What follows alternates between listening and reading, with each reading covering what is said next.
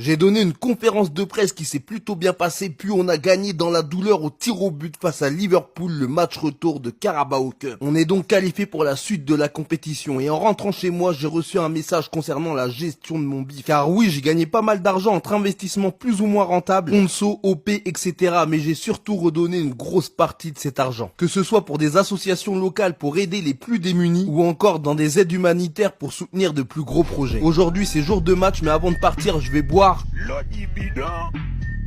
On joue contre West Ham, puis on enchaînera contre Arsenal, puis contre Paris en Ligue des Champions. Et aujourd'hui, West Ham va aligner une équipe avec Paqueta et Thuram devant. Ils sont 6e au classement, donc il ne faut surtout pas les sous-estimer, parce que ça on connaît. L'arbitre donne le coup d'envoi et je reçois mon premier ballon sur le côté droit d'une belle passe lobée. Je décide d'éliminer le défenseur sur mes côtes avec une magnifique virgule, ça passe. J'enchaîne avec une frappe, mais c'est stoppé par le gardien. C'est au tour de West Ham de riposter à la 20e avec une belle frappe de Paqueta, stoppée in extremis par De Gea. Le coach de West Ham est tendu et à la 30e minute, nouvelle action pour West Ham, une reprise de Paqueta et le but. On perd 1-0, j'étais sûr que le duo Thuram-Paqueta allait nous faire mal, avec un Thuram passeur et un Paqueta buteur. Et je dois l'avouer, la construction était belle, que ce soit à la passe et à la finition. On est dominé, mais on a encore du temps, on va se refaire. Et je reçois le ballon à l'extérieur de la surface, tente la frappe, mais le défenseur fait faute, coup franc. Musiala décide de la jouer sur moi, je tente un enroulé un peu trop sur le gardien, c'est stoppé et c'est dégagé par la défense. C'est la dernière action avant la mi-temps, je joue avec Anthony qui prend le couloir droit et décide d'y aller tout seul, il rentre dans la surface de réparation, il est tout seul face au gardien, il tente la frappe et ça finit sur la barre. La défense récupère, ça continue à jouer, c'est mal dégagé, c'est intercepté, le ballon me revient dans la surface de réparation, je la joue avec Anthony qui tire et qui marque, let's go!